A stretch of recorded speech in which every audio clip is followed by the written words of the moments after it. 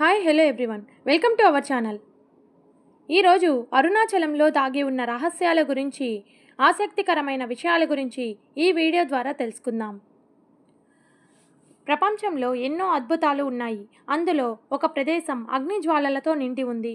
ఆ జ్వాలల్లోనికి వెళ్తే మనం కాలిపోము, కానీ మన ఆత్మను ఆ జ్వాలలు శుద్ధి చేస్తాయి. అదే అరుణాచలం. ఆ జ్వాలలే సాక్షాత్తు పంచభూత లింగాలలో ఒకటైన ఆ అగ్నిలింగం. అరుణాచలం అనేది ఒక సాధారణమైన కొండ కాదు, పరమేశ్వరుడే గిరి రూపంలో అక్కడ వెలిశాడు. అందుకనే అరుణాచలంలో అడుగు పెట్టాలి అని అంటే ఆయన ఆజ్ఞ ఉంటేనే అది జరుగుతుంది.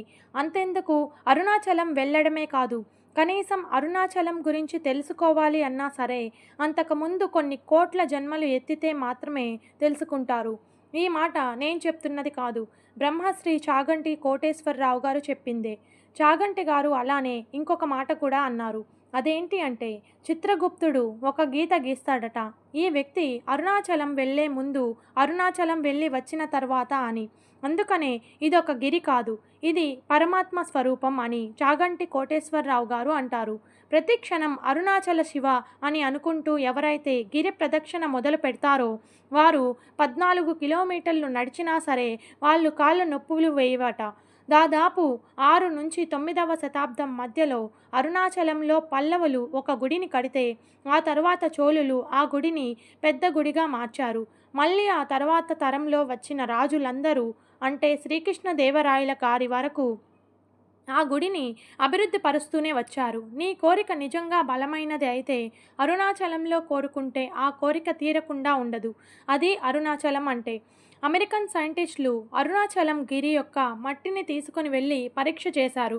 వచ్చిన ఫలితాలను చూసి వాళ్ళు నిజంగానే షాక్ అయ్యారు. ఎందుకంటే అరుణగిరి హిమాలయాల కన్నా కొన్ని వందల కోట్ల సంవత్సరాల క్రితమే ఏర్పడింది. ఇది స్వయాన అమెరికన్ సైంటిస్టులు చెప్పింది. GSI geological survey of India ప్రకారం హిమాలయాలు 5 కోట్ల సంవత్సరాల కింద ఏర్పడ్డాయి. కానీ అరుణగిరి అనేది 350 నుంచి 450 కోట్ల సంవత్సరాల కిందటే ఏర్పడిందట. మన తెలుగు వాళ్ళు చేసుకున్న అదృష్టం ఏంటి అంటే, చాగంటి గారు తెలుగు వాళ్ళు అవడం. ఆయన అరుణాచలం గురించి చెప్పడం వల్ల ఇవాళ ఎక్కడో తమిళనాడులో తిరువన్నామలైలో ఉన్న అరుణాచలంలో దాదాపు 70% భక్తులు మన తెలుగు వాళ్ళే ఉన్నారు. అందులో ఎంతోమంది యువత కూడా ఉన్నారు. ఇదంతా జరగడానికి కేవలం ఒకరే కారణం, ఆయనే చాగంటి గారు. ఆ అరుణాచలేశ్వరుడి దేవాలయం ముందు, అదే అరుణాచలం కొండ మీద, అరుణాచల శిఖరం మీద కూర్చొని అరుణాచలం కొండల నుంచి వినపడ్డాయి అంత గొప్ప అరుణాచలం ఇది. అయితే అరుణాచలం యొక్క స్టోరీ ఏంటి, ఎందుకు ఇంతమంది వెళ్తున్నారు, నిజంగా అక్కడ శివుడు ఉన్నాడా, గిరిపైన కొంతమంది సమస్యలతో ఉన్నప్పుడు శివుడు ఎలా వచ్చి కాపాడాడు, అసలు రమణ మహర్షి ఎవరు, ఆయన చనిపోయినప్పుడు ఏం జరిగింది, ఇవన్నీ ఈ వీడియో ద్వారా తెలుసుకుందాం. తిరువన్నామలైలో అరుణగిరి ఎలా ఏర్పడింది, అరుణగిరి ఎలా ఏర్పడింది అనేది స్కంద పురాణంలో అరుణాచల మహత్యం అనే విభాగంలో వివరించారు. ఇక్కడ ఈ లింగోద్భవం అనేది ఎలా అయిందో కూడా చెప్తారు. సత్యయుగం ప్రారంభమైంది. బ్రహ్మదేవుడు కూడా సృష్టిని ప్రారంభించాడు, అంటే జీవులందరినీ సృష్టించడం మొదలుపెట్టాడు. ఇంకొక వైపు శ్రీ మహావిష్ణువు సృష్టిని ముందుకు నడిపిస్తూ ధర్మ అధర్మాలను సరిసమానంగా ఉండేలా చూసుకుంటూ ఉన్నాడు. అయితే వీళ్ళ విధులు బాగానే నిర్వహిస్తూ ఉన్నారు. ఒకరోజు బ్రహ్మ విష్ణువులు ఎదురవ్వడం జరుగుతుంది. అప్పుడు వాళ్ళిద్దరి మధ్య ఒక డిస్కషన్ వస్తుంది. అదేంటి అంటే, మన ఇద్దరిలో ఎవరు గొప్ప అని అనుకుంటారు. అప్పుడు బ్రహ్మదేవుడు ఈ సృష్టిని పుట్టించింది నేనే కాబట్టి నేనే గొప్ప అని అంటాడు. ఇంకొక వైపు విష్ణుమూర్తి ఈ సృష్టిని నడిపించేది నేను కాబట్టి నేనే గొప్ప అని అంటాడు. ఇలా వీళ్ళ మధ్య చర్చ జరుగుతున్నప్పుడు ఆ ప్రదేశంలోనికి వీళ్ళ ప్రాబ్లంను సాల్వ్ చేయడానికి ఈశ్వరుడే దిగి వస్తాడు. ఇప్పుడు వాళ్ళ మాట విని ఒక పెద్ద అగ్నిలింగం లాగా మారుతాడు. అలా పెద్ద అగ్నిలింగం లాగా మారిన తర్వాత బ్రహ్మ విష్ణువులు ఇద్దరికీ పరీక్ష పెడతాడు. ఈ లింగం మొదలు మరియు చివర, అంటే ఈ లింగం ఎక్కడ మొదలైంది ఎక్కడ ముగుస్తుంది అనేది మాత్రం ఎవరు ముందుగా కనిపెడతారో వాళ్ళు మాత్రమే గొప్పవారు అని శివుడు చెప్తాడు. అప్పుడు బ్రహ్మదేవుడు తన హంస వాహనాన్ని తీసుకొని ఆ అగ్నిలింగం ఎక్కడ మొదలైందో వెతకడాని కోసమని పైకి వెళ్తాడు. అలాగే విష్ణుమూర్తి కూడా తన వరాహాన్ని తీసుకొని ఆ అగ్నిలింగం ఎక్కడ ముగుస్తుందో వెతకడానికి పాతాళానికి తవ్వుకుంటూ కిందికి బయలుదేరుతాడు. అలా కొన్ని వేల సంవత్సరాలు ఇద్దరూ వెతుకుతూనే ఉన్నారు. బ్రహ్మదేవుడు ఎంత పైకి వెళ్ళినా సరే లింగం యొక్క మొదటికి చేరుకోవడం లేదు. అలాగే విష్ణుమూర్తి కూడా ఎంత కిందకు వచ్చినా సరే లింగం యొక్క అంతం ఎక్కడ అవుతుందో అర్థం కావటం లేదు. ఇక విష్ణుమూర్తికి నేను ఎంత వెతికినా దొరకదు అని అర్థమైపోయి మళ్ళీ పైకి శివుని దగ్గరకు వచ్చేసి నేను ఎంత వెతికినా దొరకట్లేదు అని నిజాన్ని ఒప్పుకుంటాడు. కానీ బ్రహ్మదేవుడు మాత్రం అలానే వెతుకుతూ వెళ్తాడు. అప్పుడు బ్రహ్మదేవుడికి ఒక కేతిక పువ్వు అంటే మొగలి పువ్వు అని అంటారు. ఆ పువ్వు పైనుంచి కిందకు పడడం బ్రహ్మదేవుడు చూస్తాడు. అప్పుడు బ్రహ్మదేవుడు ఆ పువ్వును పట్టుకొని నువ్వు ఎక్కడ నుంచి వస్తున్నావు అని అడుగుతాడు. అప్పుడు ఆ పువ్వు నేను అగ్నిలింగంలో ఉన్న పువ్వుని శివుని తలలో నుంచి కింద పడుతున్నాను అని బదులిస్తుంది. ఇంకా అప్పుడు బ్రహ్మదేవుడు ఆ పువ్వుని శివుని తల ఇంకెంత దూరం ఉంది అని అడుగుతాడు. అప్పుడు ఆ పువ్వు నేను కింద పడడం మొదలై కొన్ని వందల కోట్ల సంవత్సరాలు అయింది, అయినా సరే నేను ఇప్పటికీ కింద పడట్లేదు అని చెప్తుంది. ఇక బ్రహ్మదేవుడికి అప్పుడు అర్థమవుతుంది ఈ అగ్నిలింగం యొక్క మొదటిని చూడడం అసంభవం అని. అయితే బ్రహ్మదేవుడు ఆ పువ్వుతో నేను ఈ లింగం యొక్క మొదటి భాగాన్ని చూశాను అని, కింద శివుడు ఉన్నాడు ఆయనకి నువ్వే సాక్ష్యం చెప్పాలి అని అడుగుతాడు. దానికి ఆ పువ్వు ఒప్పుకుంటుంది. అలాగే అక్కడ ఒక నంది కూడా ఉంటుంది. బ్రహ్మదేవుడు ఆ నందికి కూడా అదే విధంగా చెప్తాడు. ఆ నంది కూడా సాక్ష్యం చెప్పడానికి ఒప్పుకుంటుంది. ఇక బ్రహ్మదేవుడు నందిని మరియు పువ్వును తీసుకుని కిందకి వచ్చేలోపే అంతకుముందు అక్కడ విష్ణుమూర్తి ఉంటాడు. శివుడు బ్రహ్మదేవుడిని కనిపెట్టావా అని అడగడంతో బ్రహ్మదేవుడు అవును కనిపెట్టాను అని చెప్పి ఆ పువ్వు మరియు ఈ నందిని చూశాను అనడానికి సాక్ష్యం అని చెప్తాడు. శివుడు మొగలి పువ్వును నిజంగానే కనిపెట్టాడా అని అడిగితే పువ్వు నిజంగానే కనిపెట్టాడు అని చెప్తుంది. అప్పుడు శివుడు నందిని అడుగుతాడు. నంది కూడా కనిపెట్టాడు అని అంటూ తల ఊపుతూ కనిపెట్టలేదు అని అబద్ధం చెబుతున్నాడు అని తన తోకను ఊపుతుంది. ఇంకప్పుడు శివుడికి కోపం వచ్చి బ్రహ్మదేవుని నీ గుడులు భూలోకంలో ఎక్కడా ఉండవు అని శపిస్తాడు. ఆ మొగలి పువ్వును కూడా నీవు నా పూజకు ఉపయోగపడవు అని శపిస్తాడు. అందుకే ఇప్పటికీ ఈ పువ్వుని శివుని పూజలో వాడరు.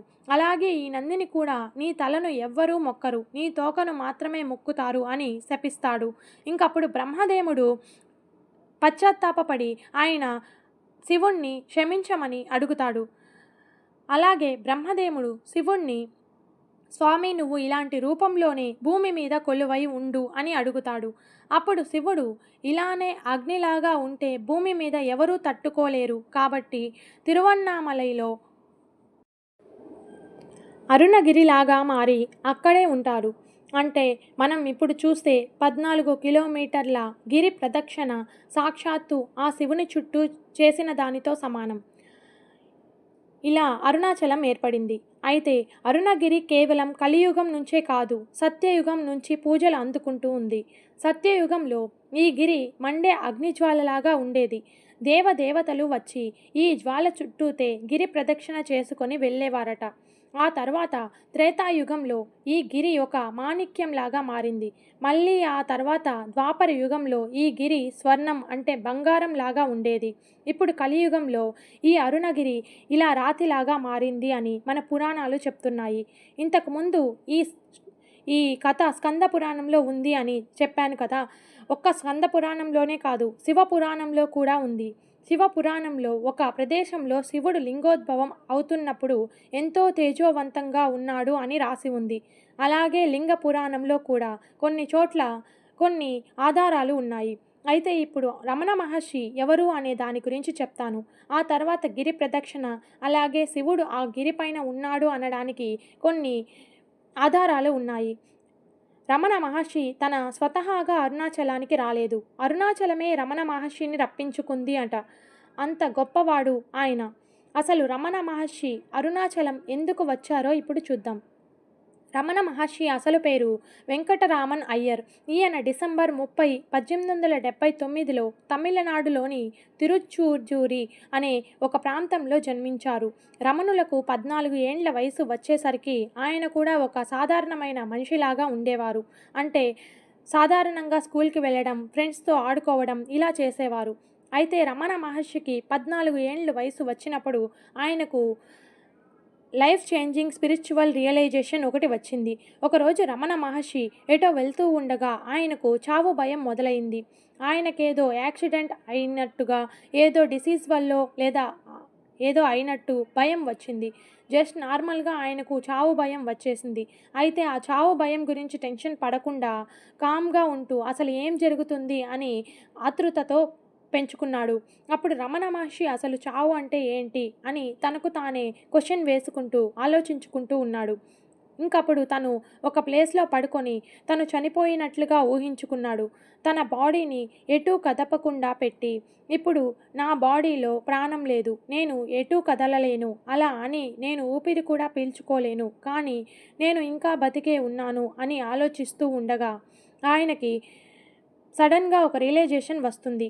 అదేంటి అంటే, నేను చనిపోయి ఉన్నా సరే నా లోపల ఇంకేదో ప్రాణంతో ఉంది, అదేంటి అని ఆలోచిస్తూ ఉన్నప్పుడు ఆయనకు అప్పుడే తెలుస్తుంది అది నిజమైన ఆత్మ అని. ఈ శరీరం, నేను వేసుకున్న దుస్తులు నేను కాదు, నాలో ఉన్న ఆత్మ మాత్రమే నేను అని అర్థం చేసుకుంటాడు. దీన్నే సెల్ఫ్ రియలైజేషన్ అని అంటారు. మంచిగా చెప్పాలి అంటే ఆత్మ సాక్షాత్కారం అని అంటారు. అంటే నువ్వు ఎవరో నువ్వే తెలుసుకోవడం అని. అయితే ఇందులో రమణ మహర్షి స్పెషల్ ఏంటంటే, సాధారణంగా ఆత్మ సాక్షాత్కారం రావాలి అంటే ఒక గురువు గైడెన్స్ అనేది ఉండాలి. మంత్రాలు కూడా వచ్చి ఉండాలి. దీర్ఘ ధ్యానం కూడా చేసి ఉండాలి. ఇలా ఇవన్నీ కేవలం ఒక్క రోజులో కాదు, కొన్ని వందల సంవత్సరాలు, కొన్ని వందల జన్మలు ధ్యానం చేస్తేనే ఇది జరుగుతుంది. అప్పుడే ఈ సెల్ఫ్ రియలైజేషన్ అంటే ఆత్మ సాక్షాత్కారం జరుగుతుంది. కానీ రమణ మహర్షికి మాత్రం ఇవేమీ లేకుండానే ఒక్క రోజులోనే వచ్చేస్తుంది. అందుకే రమణ మహర్షి అంత గొప్పవాడు. ఒక్కరోజు అంటే ఒక్కరోజు అని కాదు, తన ముందు జన్మలో ఆయన ఎంత సాధన చేశారో ఆయనకే తెలుసు. రమణ మహర్షికి ఎప్పుడైతే ఆత్మ సాక్షాత్కారం వచ్చిందో అప్పుడే తన ఈగోను వదిలేశాడు. ఎవరైనా తన దగ్గరికి వస్తే వాడు వీడు అనేవాడు కాదు, వారు వీరు అనేవాడు. అప్పటి నుంచి ఈయన సైలెంట్గా అయిపోయాడు. తన బట్టలు కూడా తీసేసి కేవలం ఒక లంగోటి పైనే ఉండేవాడు. అప్పుడే వెంకటరామన్ కాస్త రమణ మహర్షి అయిపోయాడు. అలా అనుకున్న కొన్ని వారాల్లోనే ఆయన అరుణాచలంకి బయలుదేరాడు.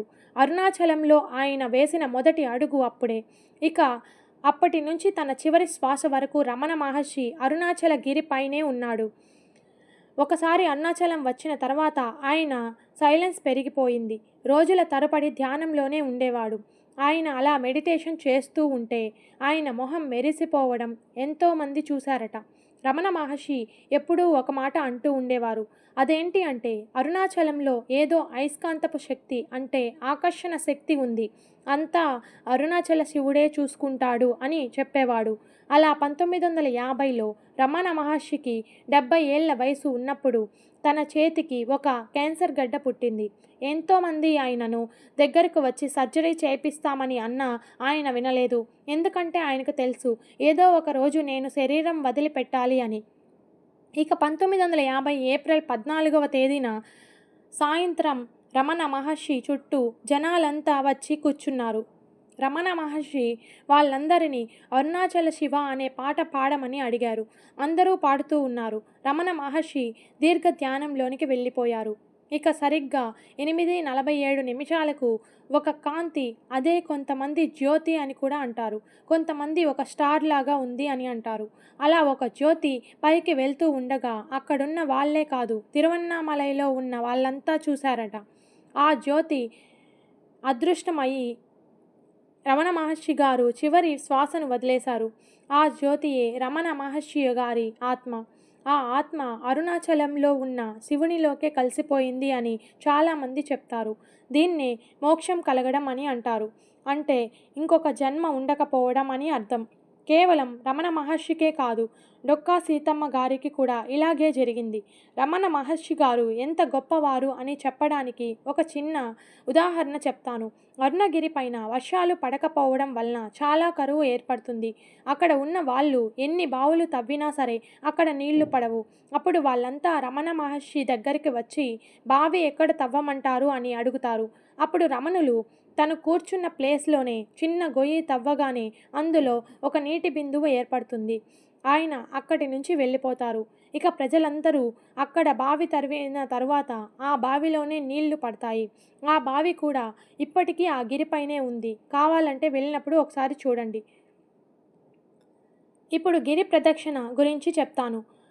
గిరి ప్రదక్షిణ చేయడం అనేది మన అదృష్టం లాగే భావించాలి. ఎందుకంటే సాక్షాత్తు శివుడే అగ్నిలింగం లాగా మారి కొలువై ఉన్న అరుణగిరిని తాకాలి అంటే ఎక్కడో రాసిపెట్టి ఉండాలి.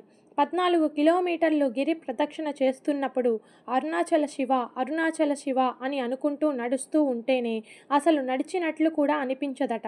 అయితే రమణులు మహర్షి కూడా గిరి ప్రదక్షిణ గురించి ఒకే ఒక మాట చెప్తూ ఉండేవారు. అదేంటి అంటే ప్రదక్షిణ ప్రదక్షిణలో అంటే పాప వినాశనం, ధి అంటే కోరిక తీరడం, క్షి అంటే వచ్చే జన్మ నుంచి విముక్తి పొందడం, నా అంటే నాలెడ్జ్ అంటే జ్ఞానం అని అర్థం.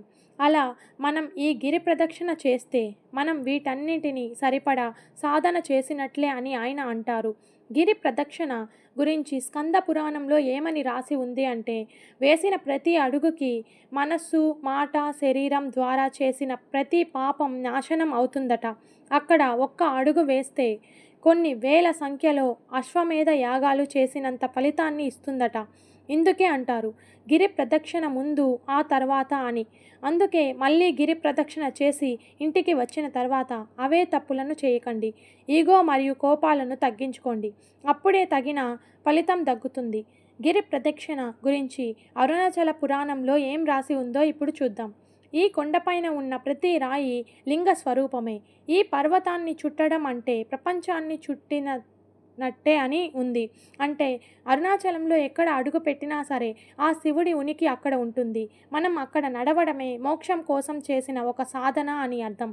అయితే ప్రతి పౌర్ణమి రోజున లక్షల మంది గిరి ప్రదక్షిణ చేయడానికి వస్తారు. ఈ సమయంలో కనుక మీరు అక్కడికి వెళ్తే గిరి ప్రదక్షిణ చేయడం అనేది కొంచెం కష్టంగా ఉంటుంది. ఈ 14 కిలోమీటర్లు గిరి ప్రదక్షిణలో అష్టలింగాలు ఉంటాయి. అంటే 8 లింగాలు ఉంటాయి. మనం వెళ్తున్నప్పుడు ఆ లింగాలన్నింటినీ దర్శించుకుంటూ వెళ్ళాలి. వెళ్ళే సమయంలో ఎన్నో అద్భుతాలు ఉంటాయి. అవన్నీ చూసుకుంటూ వెళ్ళాలి.